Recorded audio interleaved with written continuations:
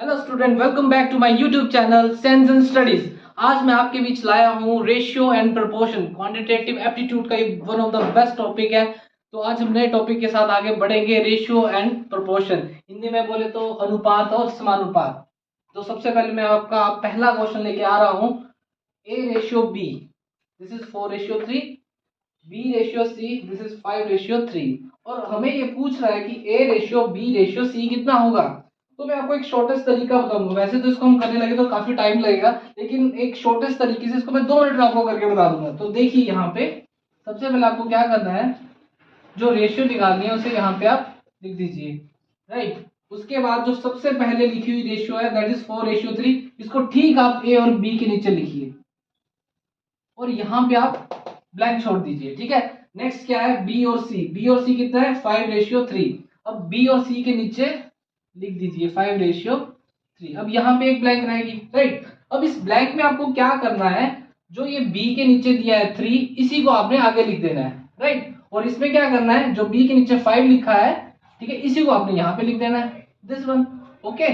और फाइनली आप क्या करोगे, इसे आप मल्टीप्लाई करोगे। 3 इंटू 3 9, 5 3 जा 15 एंड 5 4 जा 20। तो गाइस देखिए कितने आसानी से ये आपकी न्यू रेशियो आ गई है, 20:15:9। इस तरीके से हम बड़ी आसानी से इस रेशियो को सॉल्व कर सकते हैं। एक और क्वेश्चन मैं आपके साथ करूंगा, वेट, थोड़ा सा क्वेश्चन चेंज करते हैं ताकि आपको ज्यादा क्लैरिटी मिल जाए।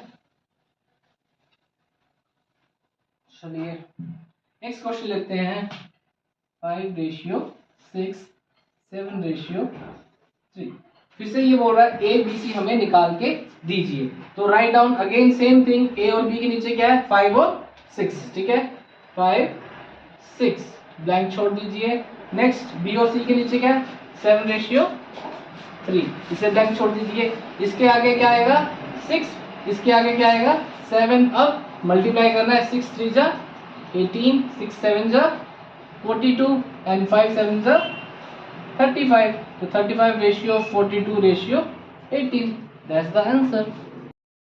सो गाइस टाइप 2 में क्या होता है, सम टाइम हमारा कुछ ऐसा क्वेश्चन आ जाता है जहां पे वो ए बी बी सी और सी डी दे के रखता है और पूछता है ए बी सी डी आप रेशियो बताइए। तो ये काफी टफ हो जाता है, लेकिन फिर से हम अगर वही मेथड लगाएंगे तो 2 मिनट में से कर लेंगे। तो आइए मैं बताता हूँ ये कैसे होगा।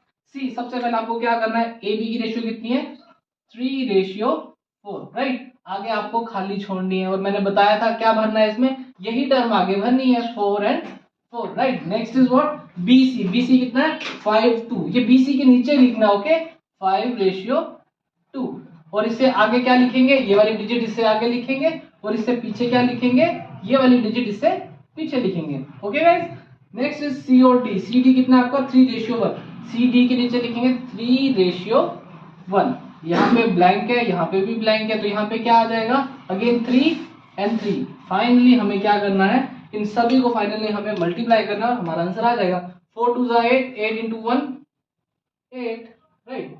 4 2 जा 8, 8 3 जा 24, 5 4 जा 20 एंड 20 इंटू 3 60, 5 3 जा 15, 15 इंटू 3 45। तो गाइस ये देखिए कितने आराम से ये new ratio A B C D की रेशियो आ गई है। इस टाइप के क्वेश्चंस कॉम्पिटिटिव एग्जामिनेशन में बहुत बार आए हैं, तो आप इसको ट्राई करना अपनी तरफ से। नेक्स्ट टाइप देखो बेटा, यहाँ पे हमें दो टर्म्स दी हुई है फ्रैक्शन में और वो पूछ रहे हैं इन दोनों में से कौन सी बड़ी है, राइट। तो बेसिकली इस बच्चे क्या करते हैं, बच्चे इन दोनों को डिवाइड करने लग पड़ते हैं और पॉइंट में आंसर आता है, बहुत दिक्कत हो जाती है, बहुत ज़्यादा टाइम वेस्ट हो जाता है। इसका एक शॉर्टेस्ट वे है, आप डायरेक्टली शॉर्ट तरीके से बता पाओगे कि कौन सी डिजिट्स बड़ी है, ठीक है। तो इसमें करना क्या है आपको, देखिए ये जो डिनोमिनेटर है नीचे जो लिखी है, इसको हमने क्रॉस मल्टीप्लाई करना है इसके साथ, मीन 6 2 जा 12, इस तरफ क्या आ गया 12, राइट। और ये डिनोमिनेटर इस न्यूमिनेटर से क्रॉस में मल्टीप्लाई होगा, 5 इंटू 3 15। बड़ा कौन सा है, ये वाला बड़ा है, तो यहाँ पे भी ये सिंपल आ जाएगा, ये बड़ा है। वेरी शॉर्टेस्ट वे, आपको क्या करना है, क्रॉस में मल्टीप्लाई करना है, 6 2 जा 12, 5 3 जा 15, दोनों में बड़ा कौन सा है, ये बड़ा है, तो एरो इस तरफ आ जाएगा, राइट। एक और क्वेश्चन करते हैं यहाँ पे, 7 7 जा 49, 8 6 जा 48। कौन सा बड़ा है? ये बड़ा है। हो गया आंसर, 2 मिनट मैंने निकाल लिया। सो गाइस नेक्स्ट क्वेश्चन जो हमारा स्टेटमेंट बेस्ड क्वेश्चन रहेगा, आपके बोर्ड में क्वेश्चन लिखा है मैंने, इसे जरा ध्यान से पढ़िएगा। The number of employees reduced in ratio 3:2 and the salary of each employee is increased in 4:5. By doing so, company save rupees 12,000. So find the initial expenditure on salary. तो गाइस यहाँ पे जो क्वेश्चन पूछ रहा है वो बता रहा है पहले तो कि एक कंपनी है, ठीक है, उन्होंने क्या किया, अपने एम्प्लॉय को रिड्यूस कर दिया 3:2, ठीक है, और जो बचे हुए एम्प्लॉयज हैं उनकी सैलरी को उन्होंने इंक्रीज कर दिया 4:5। तो बता रहा है कि कंपनी ये करने की वजह से, अपने एम्प्लॉय कम करने की वजह से इतने पैसे बचा पा रहा है, 12,000 बचा पा रहा है। तो मुझे बताइए कि पहला कंपनी का एक्सपेंडिचर कितना रहता था एम्प्लॉय सैलरी के लिए। आई होप आपको क्वेश्चन समझ में आ चुका होगा। Now come to the question. वैसे तो ये स्टेटमेंट बेस्ड क्वेश्चन काफी कॉम्प्लेक्स रहते हैं, लेकिन हम एक नॉर्मल वे से बताएंगे तो बड़े आसानी से ये क्वेश्चन हो जाएगा। तो बड़े ही ध्यान से देखिएगा बेटा। सबसे पहले हम बात करेंगे नंबर ऑफ एम्प्लॉयज की, ठीक है, एम्प्लॉयज, राइट। एम्प्लॉयज कितना है यहाँ पे? पहले थे 3 और जो अभी कम कर दिए 2। ये रेशियो में दिया, याद रखना, ओके। और इनकी जो सैलरी है वो इंक्रीज कर दी, सैलरी इंक्रीज टू 4:5। जो 4 थी now it become 5। Okay guys, तो हम बता सकते हैं कि एक्सपेंडिचर पहले कितना होता था, मल्टीप्लाई कर दीजिए, 4 3 12, ठीक है, और एक्सपेंडिचर अभी जो हो रहा है वो कितना हो रहा है, 5 2 10। तो हम देख रहे हैं जो नई रेशियो आ रही है वो आ रही है 12:10, मींस 2 डिजिट का जो सेविंग हो रही है। अब ये बता रहा है जो सेविंग एक्चुअल में हो रही है वो कितनी हो रही है, 12,000। यहाँ पे हमें साफ दिखाई दे रहा है 2 पॉइंट का डिक्रीज हुआ है, ठीक है, 2 पॉइंट जो उसने सेव कर लिए, अपने बचा लिए। और इसको 2 पॉइंट को हम कंपेयर करेंगे किसके साथ, जो पैसे हैं कितने, 12,000, मींस हमारा 1 पॉइंट इक्वल टू कितना हो जाएगा, 6,000। हमें कुछ नहीं, डिवाइड कर देना है और ये आ जाएगा 1 पॉइंट के लिए कितना हो गया, 6,000। ओके गाइस, रेशियो का एक पॉइंट हमें पता चल गया कि 1 इज इक्वल टू 6,000। अब यहाँ पे हमारा इनिशियल एक्सपेंडिचर की बात कर रहा है, तो इनिशियल एक्सपेंडिचर हमारा कितना है, 12। तो हमें क्या करना है, सिंपल 12 इंटू 6,000 कर देना, क्योंकि each यूनिट का कितना है, 6,000 है, तो ये आ गया 12 6 72,000।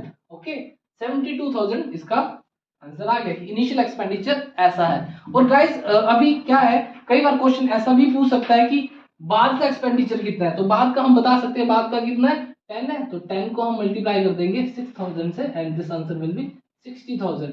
सिंपली हम देख सकते हैं कि बाद में 60,000 हो रही है एम्प्लॉय की सैलरी, और पहले 72,000 थी जो कि 12,000 ज्यादा है।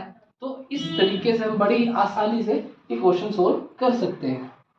The next question of ratio and proportion is in the board. Look at the question, बच्चों। The ratio of copper and zinc in 63 kg alloy is 4:3. Means एक alloy है जिसमें, जो कि 63 kg का है, जिसमें कॉपर और जिंक पड़ा है, और जो कॉपर और जिंक पड़ा है ये पड़ा है 4:3 में। ओके, अब वो बता रहा है कि उस alloy में से some amount of copper is extracted, उसमें से सिर्फ और सिर्फ कॉपर निकाल लिया हमने, ठीक है। जैसे हमने निकाल लिया उसके बाद जो उसकी रेशियो बन गई, दैट बिकम 10:9, ठीक है। और वो चाहता है कि 63 किलो का जो एलॉय है उसमें से उसने कॉपर कितना केजी निकाला है, ठीक है। वैसे तो ये क्वेश्चन कॉम्प्लिकेटेड है, लेकिन हम इसको आसान तरीके से करेंगे, आपको समझ में जरूर आ जाएगा। देखिए ध्यान से, तो सबसे पहले हमें क्या देखना है, जो रेशियो पहले थी कॉपर और जिंक की, कॉपर और जिंक की क्या रेशियो थी, 4:3, ठीक है, ये फर्स्ट टाइम थी, ठीक है, जो कि 63 kg था। लेकिन उसके बाद क्या हुआ, जब उसने ये अमाउंट निकाल ली, ठीक है, कॉपर कुछ निकाल लिए, तो बोलता उसकी रेशियो होगी 10:9। ओके, अब देखिए बच्चों यहाँ पे ध्यान से, जिंक जो है, ठीक है, पहले 3 था और दूसरे में 9 है। भैया जिंक तो निकाली नहीं है, तो ये तो हमेशा सेम रहनी चाहिए, राइट, मतलब इसमें और इसमें दोनों रेशियो सेम रहनी चाहिए। तो हमें क्या करना है, हम इस जिंक को इसके इक्वल करने के लिए उस डिजिट से मल्टीप्लाई करना है जिससे ये सेम डिजिट आ जाए। तो मैं 3 को किससे मल्टीप्लाई करूं कि 9 आ जाए, ऑब्वियसली दैट इज 3, ठीक है। तो मैं क्या कर रहा हूं, मैंने 3 से दोनों को मल्टीप्लाई कर दिया, ये आ गया 9 और ये आ गया 12। ओके गाइस, सबसे पहला काम यही है, हमें रेशियो को 3 से मल्टीप्लाई करना है। इससे क्या हुआ, अब जिंक जो है देखो वो सेम है, पहले भी 9 था और अब भी 9 है, क्योंकि हमने जिंक तो निकाला ही नहीं 63 kg में से, ठीक है, निकाला सिर्फ कॉपर। ओके, अब यहाँ पे देख लो कॉपर, कॉपर पहले कितना था 12 था, अब हो गया 10, हमने कितना निकाल दिया 2 यूनिट्स हमने वहां से निकाल दी। ये तो हमें पता चल गया कि 2 यूनिट्स निकाल दी, लेकिन हमें अब ये नहीं पता है कि कितना केजी है वो, ठीक है। तो हम उसको जानने के लिए हम क्या करेंगे, सबसे पहले वाली रेशियो में, ठीक है, 12:9, ये कितना था 63 kg था, राइट। तो 12 + 9 आपको यहाँ पे 12 + 9 कर देना, जो कि कितना होता है 21, ठीक है। तो 21 इक्वेट कर देना है किसके साथ, 63 के साथ, 63 के साथ। तो 21 × 3 करेंगे तो 63 आएगा, मींस मेरी एक यूनिट जो है दैट इज इक्वल टू 3, समझे। ये जो 63 वेट है, हमारा इनिशियल रेशियो जो है उसको प्लस करके इससे हम डिवाइड कर देंगे और हमारी यूनिट का आ जाएगा। तो 1 यूनिट इज इक्वल टू 3। तो हमने कॉपर कितना निकाला था 2 यूनिट, और हमारा एक यूनिट का कितना है अमाउंट है दैट इज 3 kg, राइट। तो 2 × 3 6 kg। तो फाइनली हमने जो कॉपर निकाला है वो 6 kg निकाला है। तो गाइस ये थी आज तक के कुछ क्वेश्चंस, कुछ और क्वेश्चन हम नेक्स्ट वीडियो में ट्राई करेंगे। आज तक के लिए थैंक यू।